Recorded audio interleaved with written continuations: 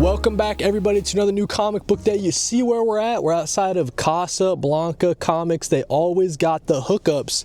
And today is March 18th, new comic book day. It's the biggest one of the month by far. We got a ton of great stuff coming out. We have some excellent Marvel series as they're closing out the Ultimate Universe. Got Captain America as well. We have DC Next Level with Lobo, Batwoman, and Deathstroke The Terminator. We have some great indie series as well, like Exquisite Corpses, G.I. Joe, and Geiger. We have a lot of new series starting up from DC. We have a lot of old series that are getting new creative teams. A lot of exciting stuff. But before we go in and get the haul, before we drive back home and I show you guys the haul, let's do some quick comic book reviews. So we have Absolute Batman number 18.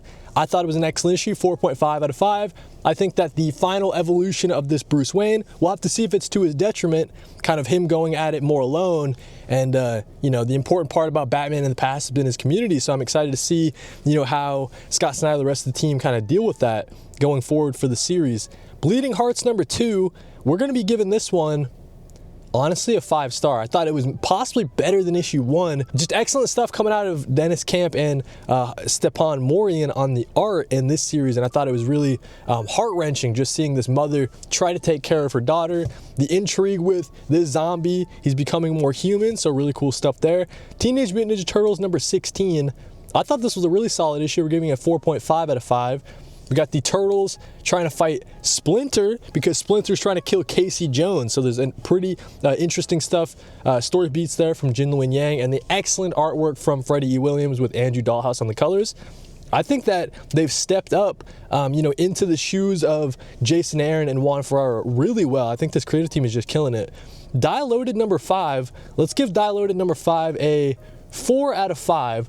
Excellent issue, probably the best one out of the series as it's come back into the second volume. Just loving the look of, you know, everything from Stephanie Hans. It's one of the most beautiful books on stands, and I think that as the party is coming more and more together, and yeah, I think that we're really set up to have a great series here with Die Loaded. All the pieces are put together from Kieran Gillen. I think it's really great stuff. Transformers number 30, we're giving that one 3.5, bro. Honestly, I think I'm dropping Transformers. Dan Moore is leaving the title. Robert Kirkman, his pacing issues that I have with him, right? So just overall, there's not a ton grabbing me and keeping me engaged with this Transformers series. I'm enjoying a lot of other Energon Universe stuff, right? And I'm enjoying a lot of other indie stuff, a lot more than Transformers. So unfortunately, it's finally getting cut from the list.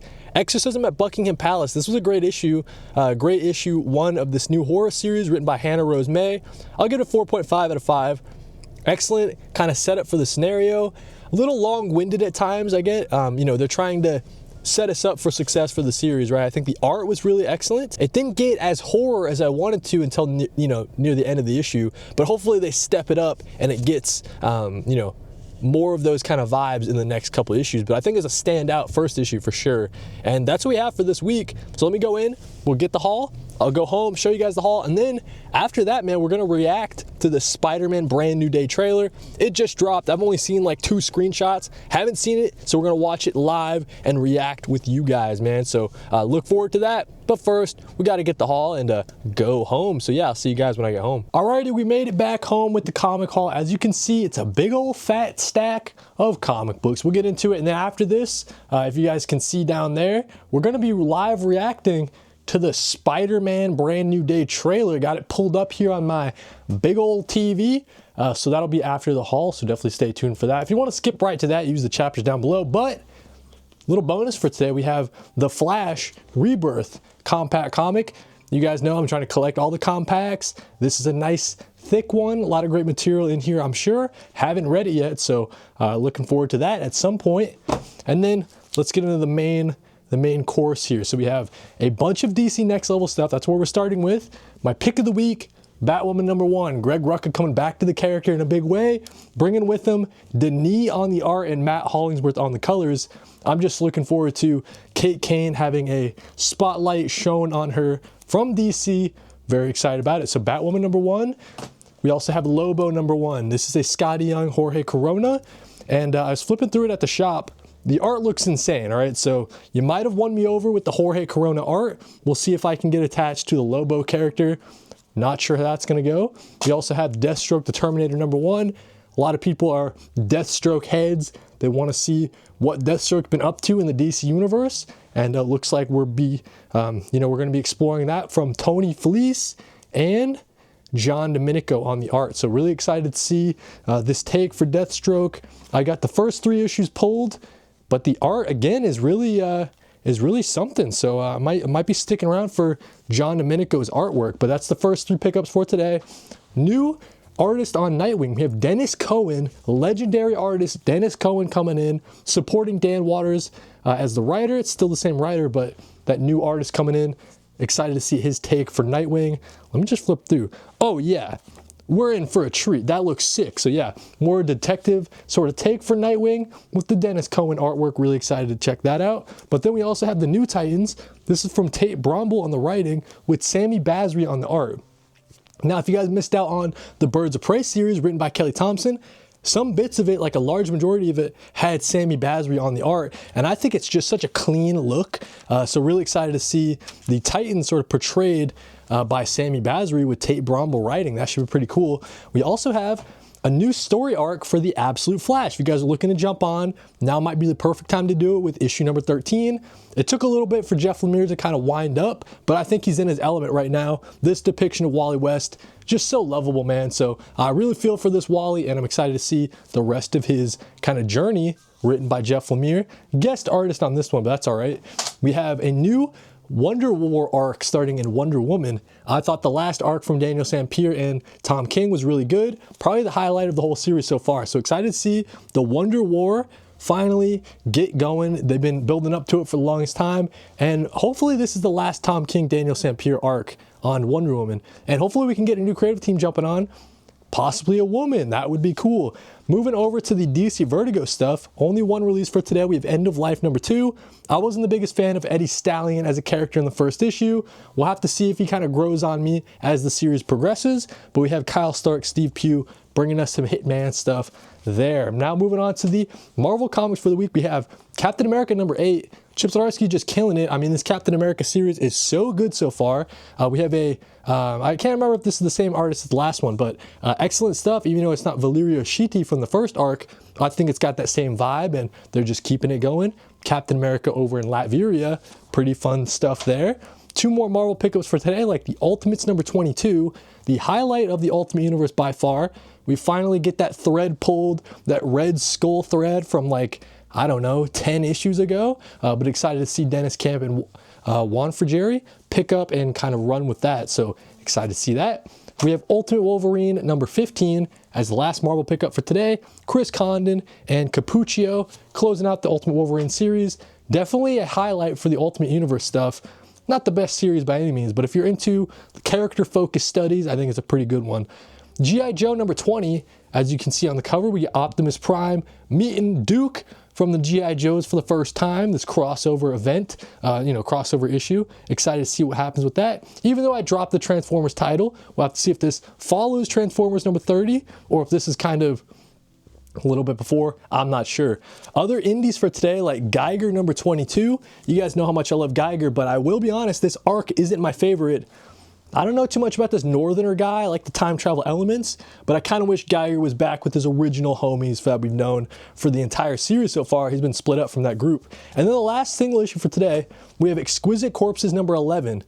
You guys know how much I feel, how happy I am about the Exquisite Corpses series. It takes place in Maine, battle royale, horror action, great stuff in this Exquisite Corpses series from James Tynion IV and the rest of the Corpse crew. But that's what we have for New Comic Book Day. Hopefully you guys go out and get yourself some good comics. Hope you enjoy some DC Next Level stuff, of course, but we also have some great stuff from the indies and the great stuff from the Marvel Comics as well. A lot of new series starting up, a lot of new creative teams jumping on. But now, with that being said, let's live react to the Spider-Man trailer. So let me get set up and then we'll watch it for the first time. Alrighty, let's just watch the Spider-Man trailer. This setup is kind of scuffed, alright, but this will be my true live reactions. Haven't seen the trailer, I've only seen a couple pictures, and let's just run it, alright?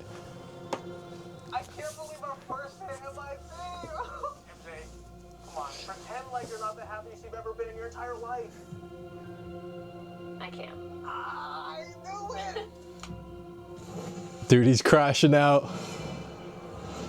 Peter's crashing out, dude. That deep sigh, we all felt that, okay. My name is Peter Parker. You don't remember me, but we used to know each other. Something bad was gonna happen, and the only way to stop it was to make everyone forget about me.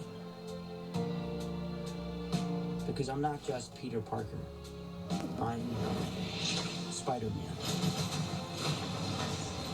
Okay, the action looks great. Frank, you just hit me with a van! Quit your whimpering.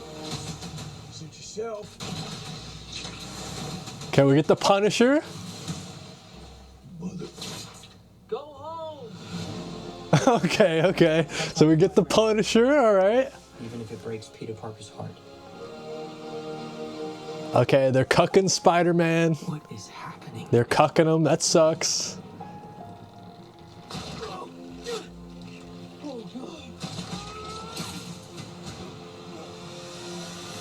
Wow, Tom Holland working on that bod, good for him. Excuse me, Dr. Banner. I need your help. It's probably all that bureau, you know what I'm saying?